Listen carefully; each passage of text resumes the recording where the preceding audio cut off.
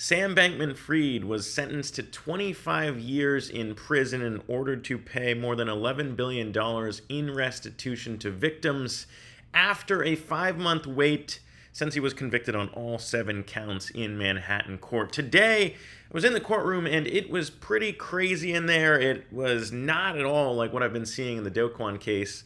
Packed again this time, flashbacks to the day that he was sentenced. I was actually in the overflow room with Michael Lewis. BitBoy was there and a few other people that were there for the actual trial. So let's get into the juiciest details as Sam stood there as he was read his sentence of 25 years in prison. I'm going to walk you through everything that happened in about the 2 hours that we were there in the courtroom. But stepping back, Judge Kaplan delivered a monster gut punch, I think, in the way that he delivered the sentence. There was a high amount of drama in the courtroom, but specifically the way he delivered the sentence, I thought was pretty cinematic. Basically saying that it's a fine line to walk when it comes to delivering justice. It's got to be the right amount of time to fit the crime, and if it's not, people will start to lose faith in the justice system, and for that reason, we might go back to trial by combat. So he really did raise the stakes for why this was so important and basically walk through from the very beginning why he thought that SBF acted in a way that was essentially expected value in the way that he was weighing the cost of getting caught in what he did at FTX with the costs of perpetuating his scheme, and delivered it in a way that really focused on a key character that we at Coinage have covered, Caroline Ellison, his ex-girlfriend and former head of Alameda. In this, her testimony is actually the last thing that Judge Kaplan read, and we're going to get into why that was so, I think, fitting for kind of how he tied this all together and delivered that sentence of 25 years. But let's start from the very beginning. As Sam walks into the courtroom, I was reflecting on exactly how we got here, because I actually chatted with Sam before his trial even began about what his expectations were, and I have a clip to play from that conversation that I haven't shared with anybody since that conversation happened before the trial began. And it's interesting to kind of think about how Sam got here, because there was never a plea deal on the table. Of course, prosecutors wanted to make an example out of Sam, but it is fitting to think back on how he thought about the expected value of even what was to come at trial. In the way he saw it, it was either going to be he was not convicted, which he admitted was a very small chance, or he would be convicted, and that would be probably in the range of about 20 years. And of course, you assign probabilities and all of that, and why he was still going to trial. And interesting just to look back on what he told me and how it all played out. Take a listen. Whatever. Maybe I'll be convicted, maybe I won't. But if I take a plea deal, it's 12 years. If I go to trial, it'll be like, I don't know, either 0 or 18 years or something like that. I'm making that up, but that's probably about right. My perspective, like, if I don't want to do anything with my life, it's not going to happen if I'm in jail for 18 years, and it's not going to happen if I'm in jail for 12 years. It would be different if, like, they were going to offer me 1 year. That would be like but there's like no chance they're going to be anywhere around that range. And I sort of think like any deal that they would plausibly offer me is going to be bad enough for me that it would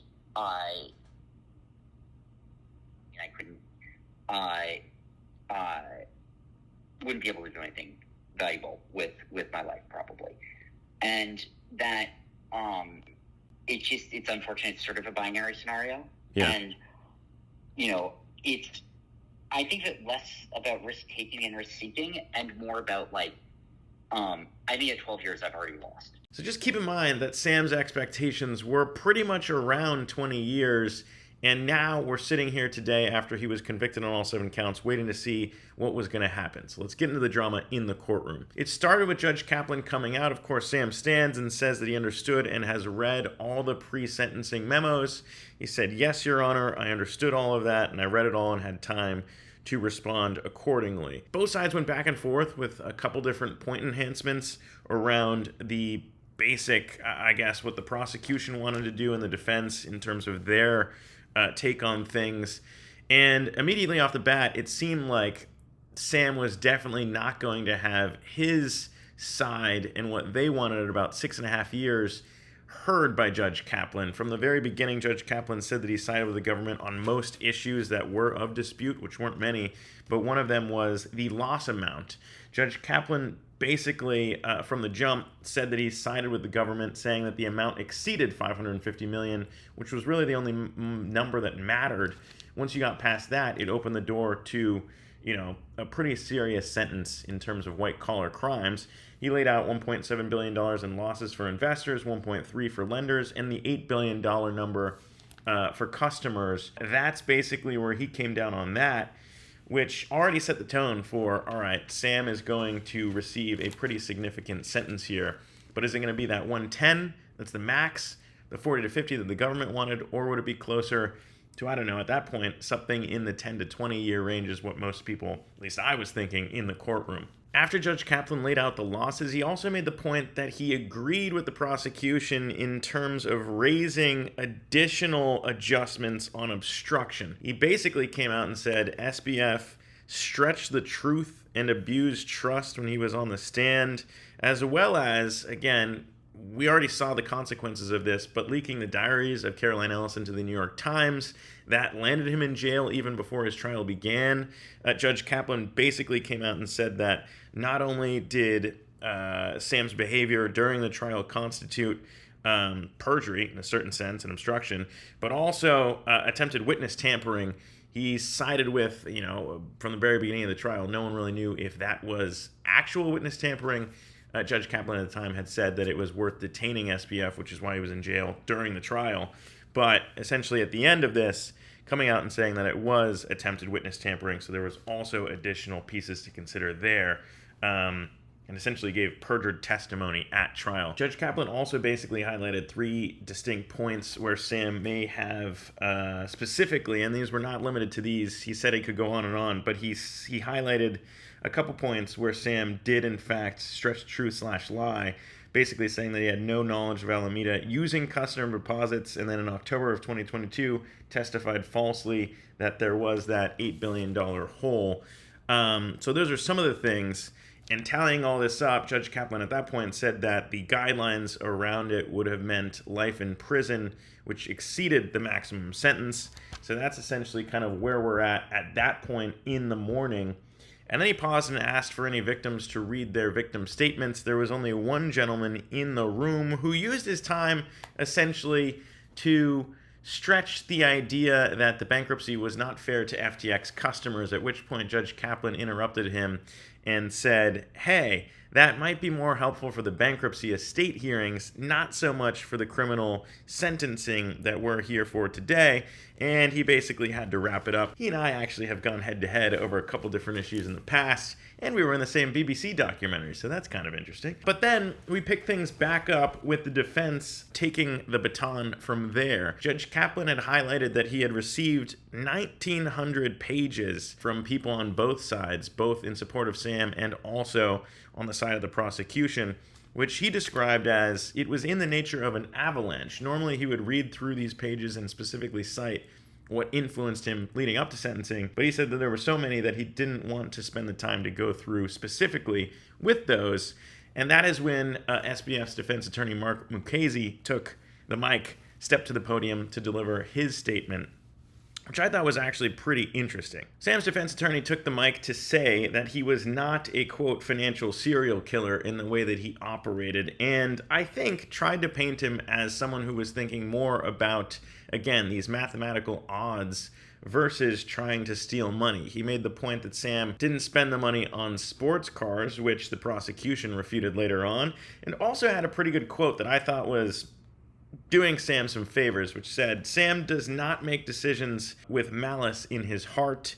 He makes decisions with math in his head. It's a pretty powerful line for explaining Sam to the world and Judge Kaplan as he was kind of about to make the sentence official. He described him as an awkward math nerd and that he loves puzzles. And then the defense attorney said Sam is also somewhat of a beautiful puzzle, basically leaning on his brother's own letter saying that Sam might not want to give him a hug, but wouldn't stop to think about giving his own kidney. That was a quote that came from Sam's brother and had been talked about before. And also, a kind of a weird moment from his defense attorney that I thought was interesting was describing Sam in middle school as not thinking about peanut butter or baseball games. He was thinking about his ethical obligations, just kind of, again, describing Sam as not normal in the way that he's essentially acted even as a child. Eventually, the defense attorney brought up a case that was familiar to Judge Kaplan, which I also thought was pretty powerful in the way that he was setting this up.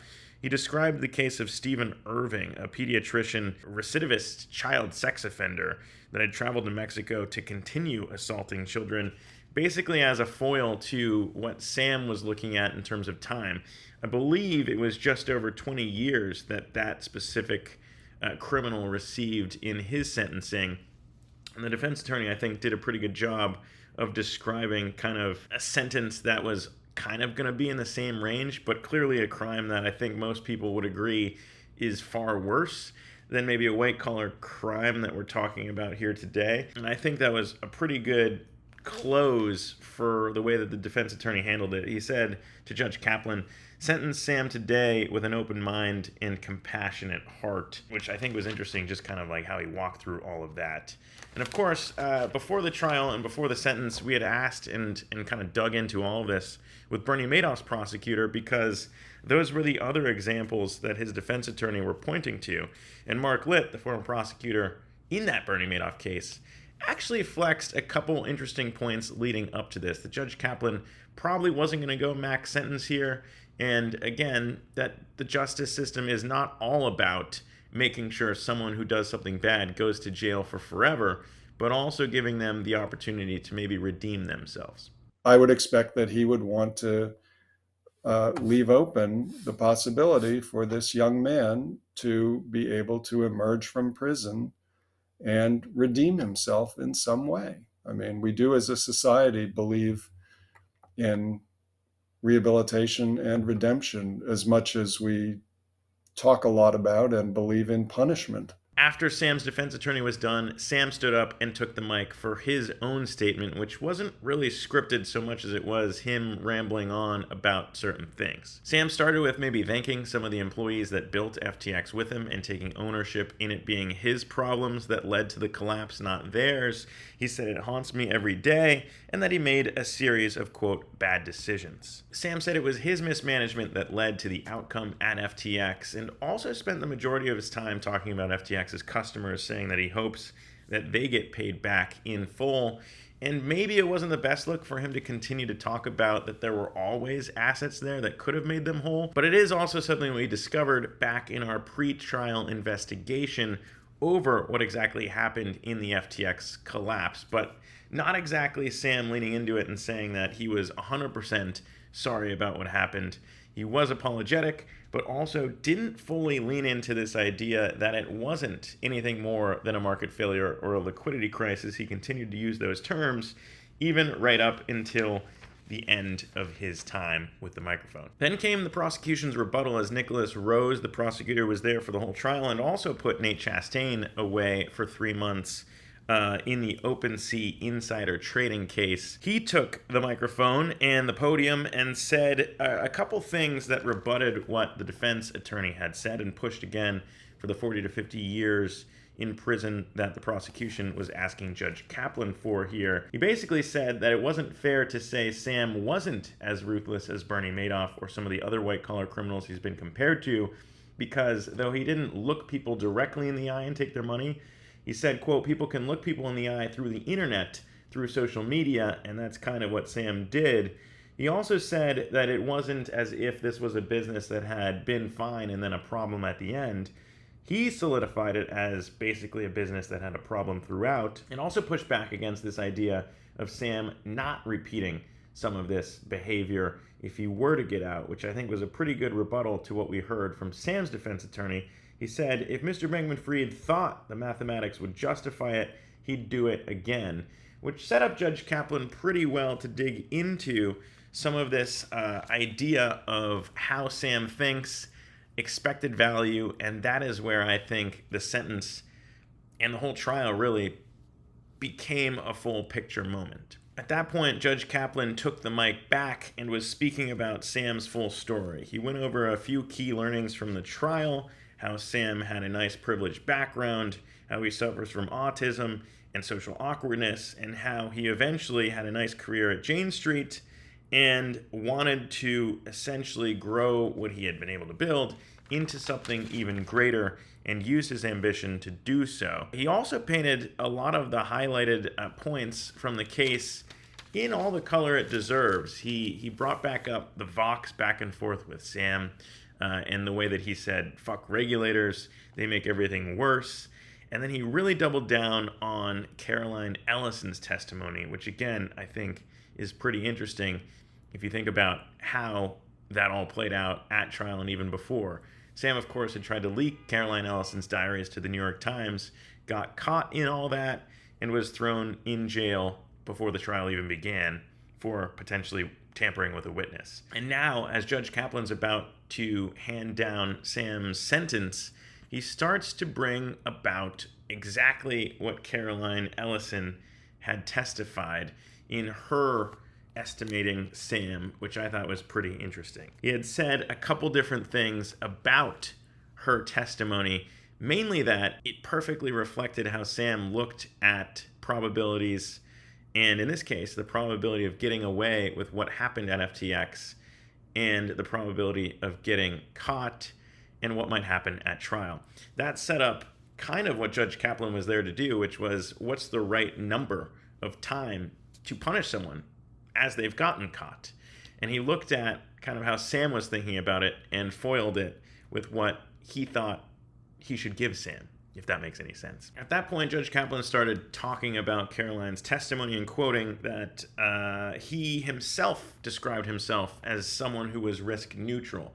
Not necessarily someone who liked risk, but certainly someone who wasn't afraid of risk either if it was going to result in a positive expected value. He used Caroline's example of a coin flip and Sam betting on it, one way being that the world would be destroyed, the other way being that the world would be 2 times better. Some people would say, yeah, I wouldn't want to take that risk, and he pointed out that that's exactly who we were dealing with here, that the probabilities are all part of the game for Sam, and I think that's interesting just kind of given the fact that he was looking at this trial and how much time he might get, and of course, it's all leading up to what is the number going to be? And Judge Kaplan used that quote and the probabilities here as maybe a way to look at it and his estimation of maybe how not remorseful Sam was, saying that, yes, Sam has gotten up here and said mistakes were made. He then quoted one of his, quote, pithier expressions, being that Sam said, I fucked up, but never a word of remorse or the combination of basically admitting to the crimes. And at the end of the day, Judge Kaplan said that even though Sam might knew it was criminal, he regrets he made the miscalculation of the likelihood of getting caught, but wasn't going to basically apologize for anything in that. And that led up to Judge Kaplan reading the sentence of 300 months and the details of how they would be served. And at that point, it was, pretty much done. A lot of people got up and started to leave the courtroom, myself included, to go out and be able to report everything that happened in there. But in general, I think it was very clear that Judge Kaplan wasn't going to take a chance of being on either extreme here, and wound up being pretty close to what Bernie Madoff's former prosecutor had said the range would be in landing in 25. Judge Kaplan just basically said, look, there is a risk that this man will be in a position to do something very bad in the future, and it's not a trivial risk.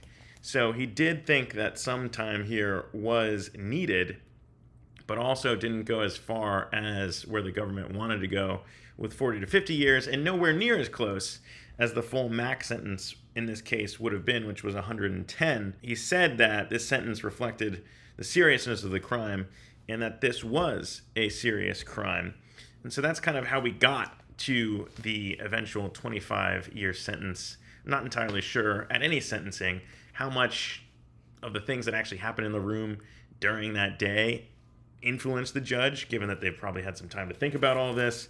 But that's essentially the full day in a nutshell, and somewhat fitting, that after everything, it was Caroline Ellison's testimony that had such an impact on Judge Kaplan, in the fact that it was the last thing he read before delivering the official sentence for Sam and getting into all of the details. But that's the way that the story of Sam Bankman-Fried wraps up, at least insofar as it's told in the courtroom in Manhattan. Of course, you can go back and watch all of the defense and effort that Sam had put into trying to get his side of the story out there. And for the victims of FTX, anyone who lost money in that collapse, obviously their story, as we've told, continues on to this day as they await how much money they might be able to get back, with daily updates on the FTX side continuing to come out. But that wraps up the criminal proceedings for Sam Bankman-Fried. His defense team said that they would, of course, try and appeal the decision in all of this, and we'll see what comes from that. But for the most part, Judge Kaplan did a pretty good job of not leaving too much wiggle room for appeal through all of this as it played out in Manhattan. Tell us what you think. Was 110 years more close to where Sam's sentence should have been? Or was it closer to the 6.5 that his defense team wanted? Why did we land on 25 years? Tell us in the comments. And if you haven't yet, subscribe to the channel for more coverage on all things crypto, and head to coinage.media for the latest headlines.